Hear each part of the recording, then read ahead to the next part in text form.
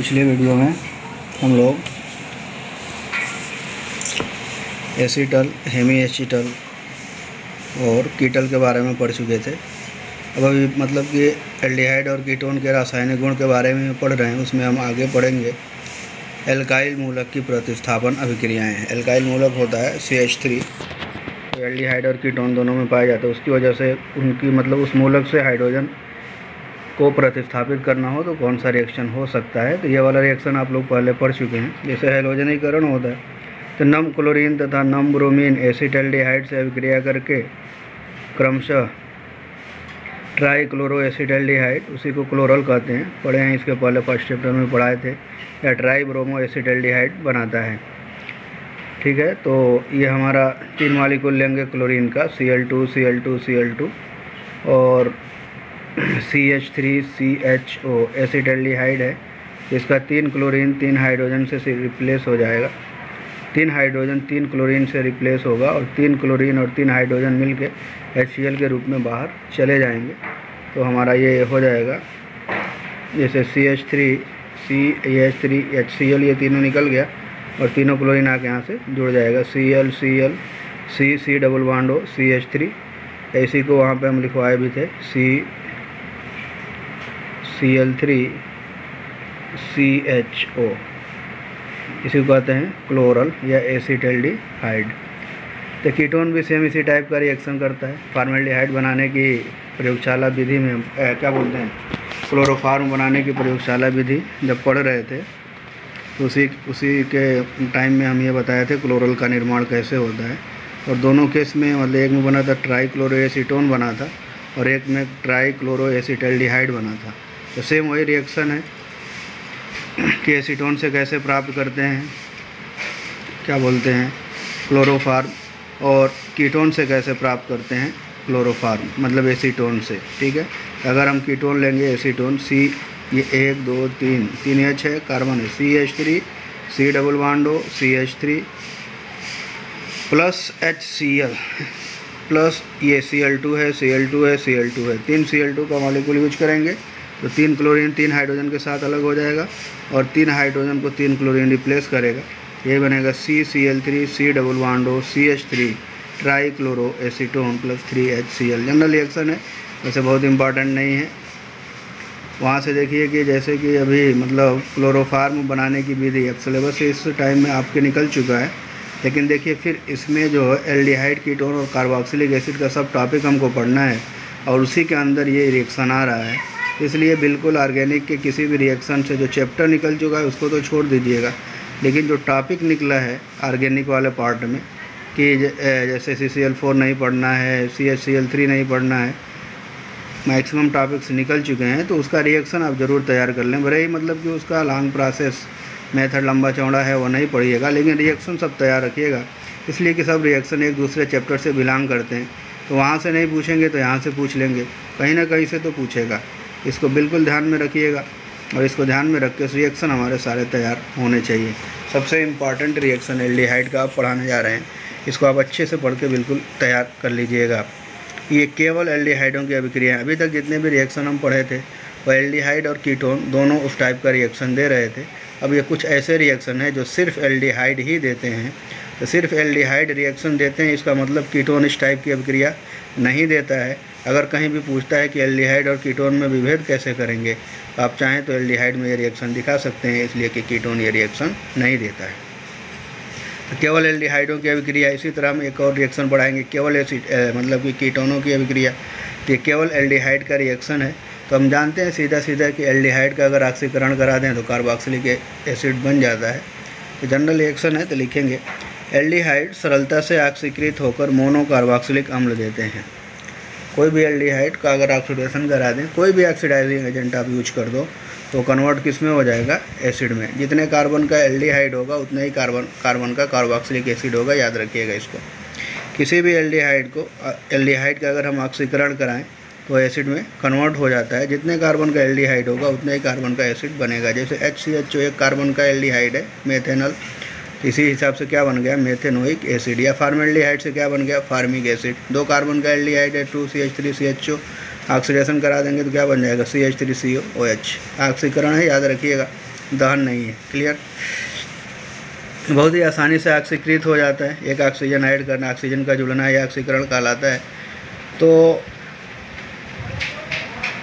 ऑक्सीकरण वाला रिएक्शन मतलब सीधा याद रखिएगा कि एल्डिहाइड का ऑक्सीकरण कराते हैं तो मोनोकार्बोक्सिलिक एसिड बनता है। एल्डिहाइड में जितने कार्बन होते हैं उतने ही कार्बन एसिड में भी होते हैं। ठीक है, नाम आपको पता ही होगा, लिख लेंगे। लेकिन वही अगर कीटोन का ऑक्सीकरण कराओगे तो कीटोन का भी ऑक्सीकरण पहले तो बहुत मुश्किल से होता है, और उसके बाद होता भी है ना, तो कार्बन का जो नंबर होता है ना वो कीटोन में जितने कार्बन होते हैं उससे कम हो जाता है और एसिड का मिश्रण मिलता है।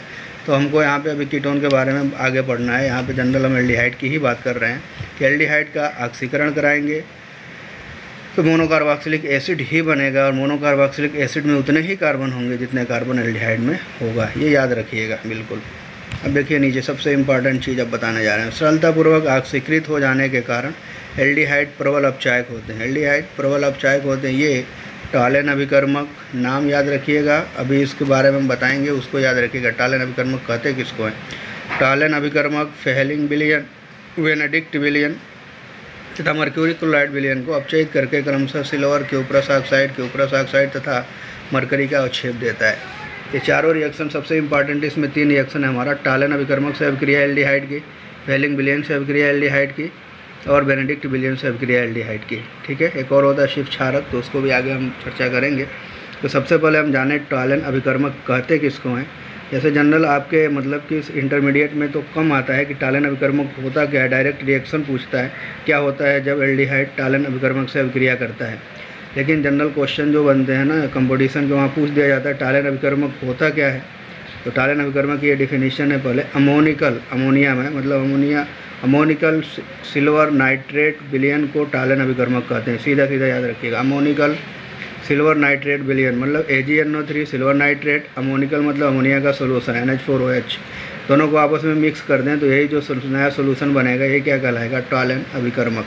ठीक है, इसे प्राय Ag2O के रूप में व्यक्त करते हैं। तो टालेन अभिकर्मक को हमेशा किस फॉर्म में लिखते हैं हम, Ag2O। जब भी रिएक्शन कराएंगे टालेन अभिकर्मक से, तो हम रिएक्शन किससे कराएंगे यहाँ पे इंटरमीडिएट लेवल पे अभी Ag2O से, या कहीं भी कराते हैं तो Ag2O ही से रिएक्शन कराएंगे।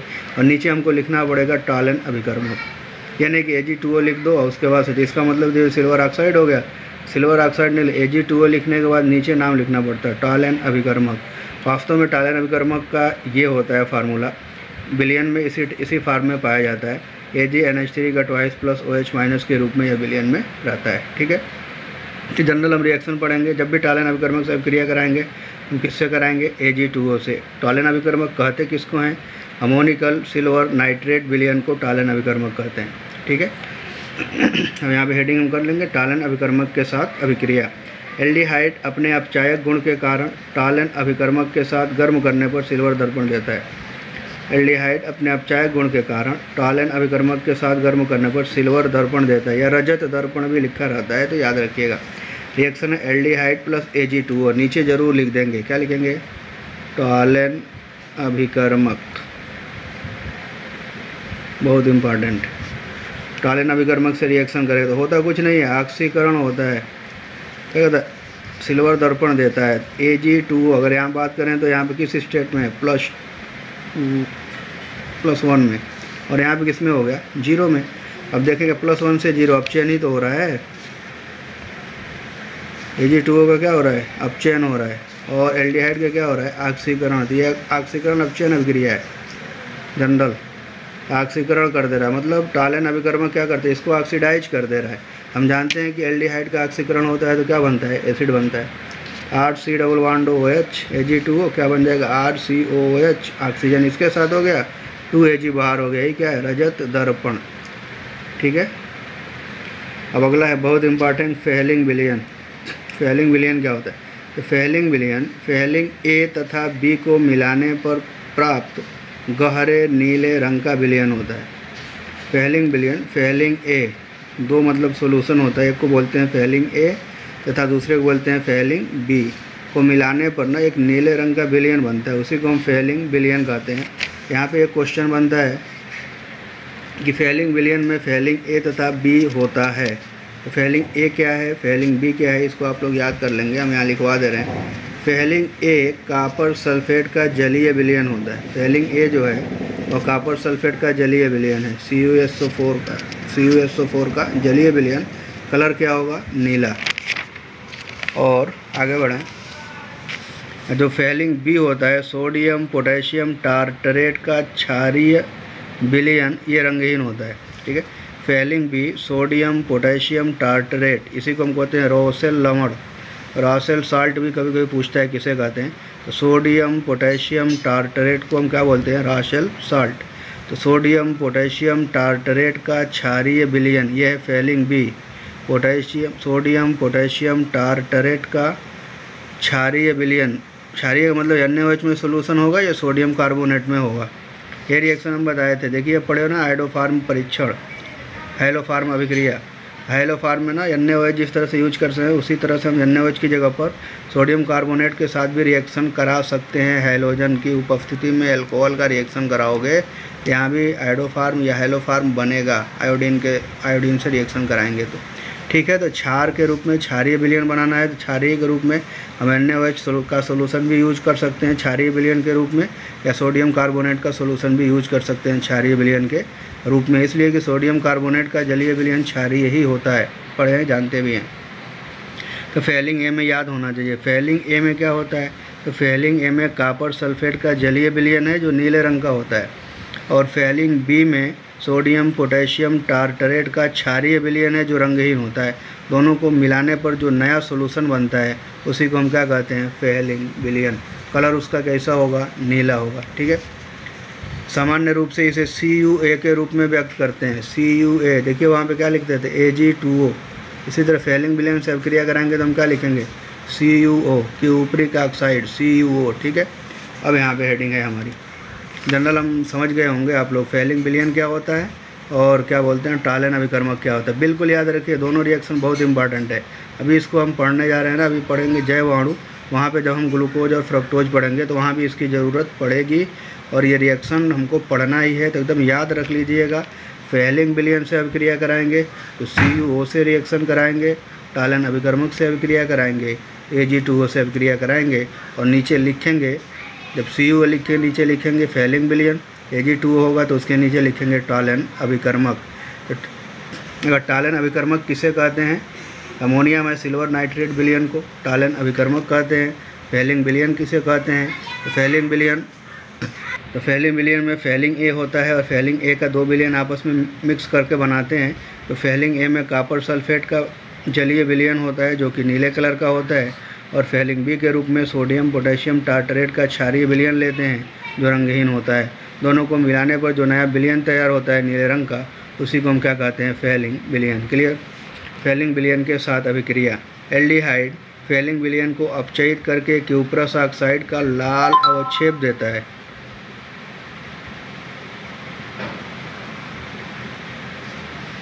एल्डिहाइड फेलिंग विलयन को अपचयित करके क्यूप्रस ऑक्साइड का लाल अवक्षेप देता है तथा स्वयं कार्बोक्सिलिक अम्ल में ऑक्सीकृत हो जाता है। सेम वही रिएक्शन है, तो याद रखिएगा। एल्डिहाइड RC=OH2CuO, नाम क्या लिखेंगे? Fehling solution RCOH Cu2O। यही है लाल अवक्षेप क्यूप्रस ऑक्साइड का, एकदम याद कर लीजिएगा। क्यूप्रस ऑक्साइड का लाल अवक्षेप। देखा देखिए रिएक्शन नहीं लिखना है, तो वहाँ पे क्या लिखे थे? Ag का 2Ag बनाए थे, यहाँ पे Cu मत बना देना। यहाँ पे Cu2O लाल अवक्षेप किसका? Cuprous oxide. यहाँ पे +2 स्टेट में है, यहाँ पे किस में है? +1 में, कॉपर। ठीक है, R की जगह पर H और R की जगह पर CH3 रख के 2 रिएक्शन आप इसका एप्लीकेशन लिख लेंगे। इसी तरह यहाँ भी हम नहीं बता पाएँ आपको, R की जगह पर H और R की जगह पर CH3 रख करके ये टालन अभिकर्मक वाले में भी आप 1-2 रिएक्शन एप्लीकेशन के साथ लिख लेंगे। क्लियर? अब अगला है बेनेडिक्ट विलयन। इसमें भी कुछ नहीं होता है, ये भी एक तरह का फेलिंग सोल्यूशन ही है। सिर्फ वहाँ पे हम टार्टरेट यूज कर रहे थे ना साल्ट के रूप में, यहाँ पे सिट्रिक एसिड का साल्ट यूज करेंगे, सिट्रेट। बेनेडिक्ट विलयन के साथ अभिक्रिया, हम डायरेक्ट रिएक्शन लिख रहे हैं। यह भी नीले रंग का फेलिंग विलयन के समान ही विलयन होता है। इसमें टार्टरेट आयन के स्थान पर सिट्रेट आयन होता है। क्या होता है? टार्टरेट आयन की जगह पर कौन सा आयन? सिट्रेट आयन होता है। अतः यह क्यूप्रिक सिट्रेट का क्षारीय विलयन होता है। क्या होता है? क्यूप्रिक सिट्रेट का क्षारीय विलयन। यहाँ भी रिएक्शन उसी से कराएंगे, CuO। वहाँ भी फेलिंग विलयन में भी रिएक्शन हम किससे करा रहे थे? CuO से। तो CuO लिखने के बाद हम नीचे नाम जरूर लिखेंगे, CuO के नीचे अगर फेलिंग विलियन से करा रहे हैं तो फेलिंग विलियन लिखेंगे, अगर बेनेडिक्ट विलियन से करा रहे हैं तो बेनेडिक्ट विलियन लिखेंगे। क्लियर।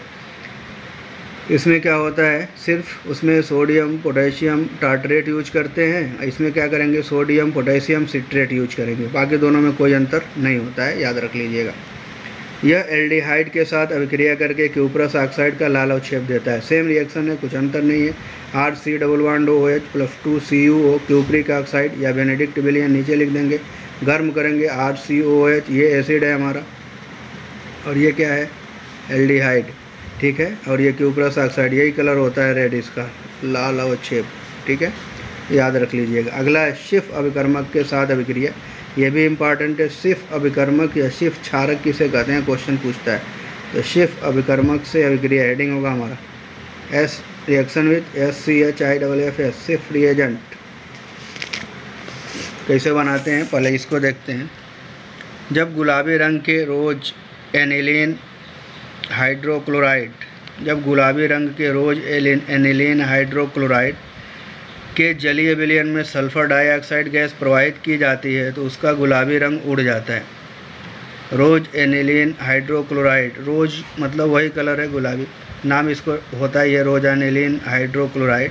रोज एनिलीन हाइड्रोक्लोराइड में जब हम सल्फर डाइऑक्साइड गैस प्रवाहित करते हैं ये गुलाबी कलर उड़ जाता है और विलयन रंगहीन हो जाता है, और उसी विलयन को हम क्या कहते हैं, शिफ अभिकर्मक। क्लियर। जब गुलाबी रंग के रोज एनिलीन हाइड्रोक्लोराइड के जलीय विलयन में SO2 गैस प्रवाहित की जाती है तो उसका गुलाबी रंग उड़ जाता है। इस रंगहीन विलयन को शिफ अभिकर्मक कहते हैं। हमको सीधा सीधा याद रखिएगा, शिफ अभिकर्मक जो होता है वह कलरलेस होता है, बस इतना याद रखिएगा। डायरेक्ट यहाँ पे क्वेश्चन अगर एल्डिहाइड का पूछता है तो कुछ पूछता नहीं है, डायरेक्ट ये पूछेगा कि क्या होता है जब एल्डिहाइड शिफ अभिकर्मक से अभिक्रिया करता है, तो होता क्या है ना कि कलर गुलाबी हो जाता है, बस इतना ही लिखना है एक लाइन का। तो यही है ये एल्डिहाइड शिफ अभिकर्मक के साथ ठंडे में ही गुलाबी रंग देता है। एल्डिहाइड अगर मिक्स कर दो शिफ रिएजेंट में तो कलर क्या हो जाएगा गुलाबी, जबकि कीटोनों में यह गुण नहीं पाया जाता है। कीटोन में ये गुण नहीं पाया जाता है। कीटोन को अगर शिफ अभिकर्मक में डालेंगे तो कलर गुलाबी नहीं होगा, जबकि अगर एल्डिहाइड और शिफ अभिकर्मक आपस में मिक्स करोगे तो तुरंत कलर क्या हो जाएगा, गुलाबी हो जाएगा। अतः यह एल्डिहाइड का विशिष्ट परीक्षण है, इसे शिफ परीक्षण भी कहते हैं। कभी कभी क्वेश्चन पूछ देता है शिफ परीक्षण पर कमेंट लिखिए, टिप्पणी, तो यही लिखना पड़ेगा आपको। पहले शिफ अभिकर्मक होता क्या है लिख देंगे 1-2 लाइन, उसके बाद शिफ अभिकर्मक के साथ एल्डिहाइड गुलाबी कलर देता है, कीटोन कोई कलर नहीं, कीटोन मतलब ये टाइप का अभिक्रिया नहीं दिखाता है। अतः यह एल्डिहाइडों का विशिष्ट परीक्षण है, इसे ही क्या कहते हैं, शिफ परीक्षण कहते हैं। एल्डिहाइड प्लस शिफ अभिकर्मक रंगहीन होता है, कलर क्या हो जाएगा, गुलाबी रंग, यही लिख देना है आपको, रिएक्शन नहीं दिखाना है। क्लियर। अब क्षारों के साथ अभिक्रिया देखिए, बहुत मतलब ठीक ठाक रिएक्शन है। क्षारों के साथ अभिक्रिया कुछ करना ही नहीं है।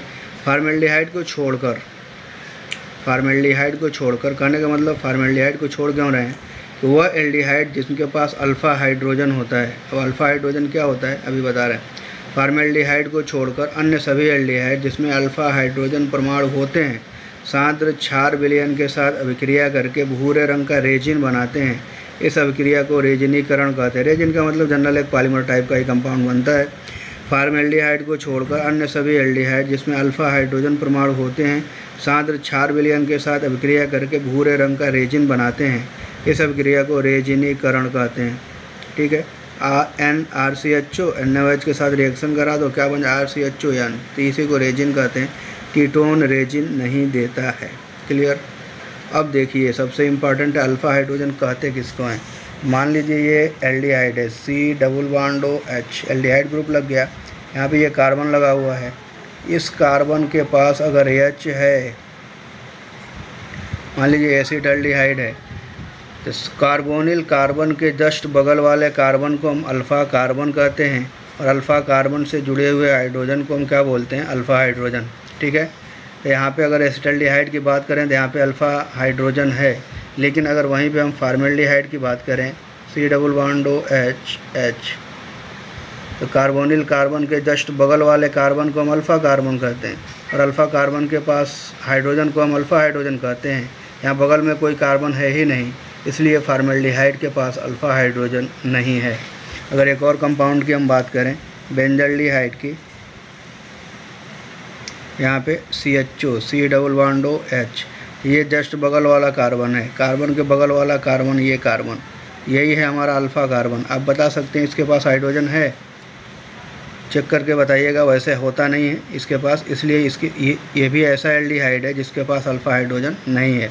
तो जिसके पास अल्फ़ा हाइड्रोजन होगा वह क्षारों से अभिक्रिया करेगा, कंसनट्रेटेड क्षार से, तो क्या हो जाएगा कि रेजिन का निर्माण होगा। लेकिन अगर अल्फ़ा हाइड्रोजन नहीं है तब कौन सी अभिक्रिया होगी, इसी अभिक्रिया के बारे में सबसे इम्पॉर्टेंट है। इसके बाद जितने भी रिएक्शन हम बताने जा रहे हैं, एक बार, दो बार, तीन बार देख के, पढ़ के, लिख के समझ लीजिएगा। बहुत इम्पॉर्टेंट हम रिएक्शन बताने जा रहे हैं। सबसे पहला है कैनिजारो अभिक्रिया। अगर अल्फ़ा हाइड्रोजन होगा तो रेजिन बनेगा, अल्फ़ा हाइड्रोजन नहीं होगा तो क्या होगा। अब देखिए क्या होगा।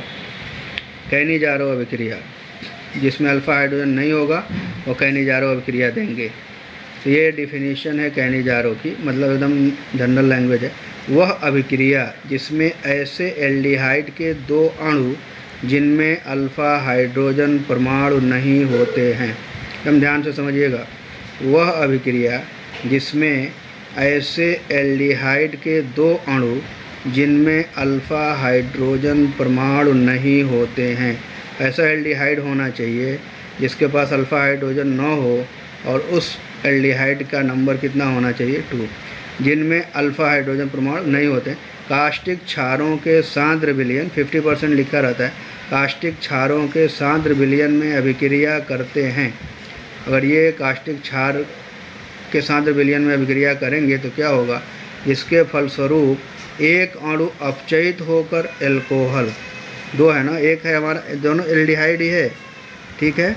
एक अणु अपचयित होगा, एल्डिहाइड के अपचयन से एल्कोहल बनता है, और एक अणु ऑक्सीकृत होगा तो एल्डिहाइड के ऑक्सीकरण से मोनोकार्बोक्सिलिक एसिड बनता है।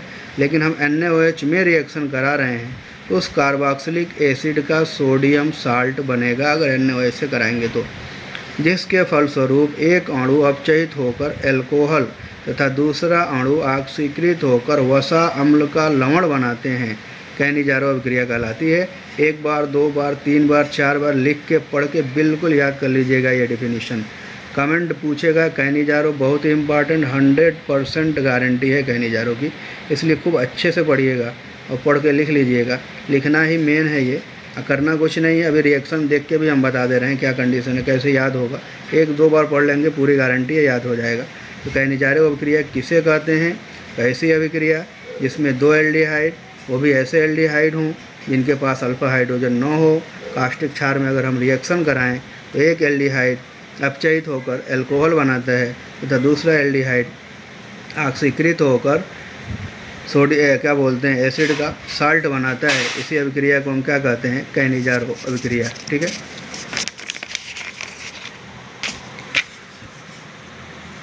यहाँ पे देखो रिएक्शन, ये है फॉर्मेल्डिहाइड HCHO, कितने मालिक्यूल्स, 2 मालिक्यूल यूज किया। NaOH 50%, मन करे यहाँ लिखो, मन करे ऊपर लिख दो, तुम्हारी मर्जी है। हीट करोगे, गर्म करोगे तो क्या होगा, देखिए एक एल्डिहाइड, एक कार्बन का एल्डिहाइड अपचयन होगा तो एक ही कार्बन का एसिड बनेगा, क्या वो एल्कोहल बनेगा, HCOH, फॉर्मेल्डिहाइड, नाम क्या, मेथेनल। तो एक कार्बन का एल्कोहल का नाम क्या होता है, methanol. CH3OH, CH3OH, 2 hydrogen add होगा, एक यहाँ से और एक यहाँ पे, CH3OH। और एक एल्डिहाइड का क्या होगा, एक फॉर्मेल्डिहाइड का एसिड बनेगा। अगर इसके एसिड की बात करें तो क्या बनेगा, HCOOH। लेकिन सोडियम में रिएक्शन करा रहे हैं तो साल्ट बनेगा सोडियम का, HCOON, मतलब एक एसिड का साल्ट, सोडियम फॉर्मेट, एक मेथिल एल्कोहल। एकदम रिएक्शन बिल्कुल तैयार रखिएगा, तुरंत लिख देना, कमेंट लिखना है उतना, और उसके बाद ये रिएक्शन याद रखो बस। NaOH को मन करे तो ऊपर भी लिख दो, 50% लिख दो। ये रिएक्शन दोनों एल्डिहाइड का, एक का अपचयन करा दो, एक का ऑक्सीकरण करा दो, मतलब ये ऑक्सीकरण अपचयन अभिक्रिया है कैनिजारो।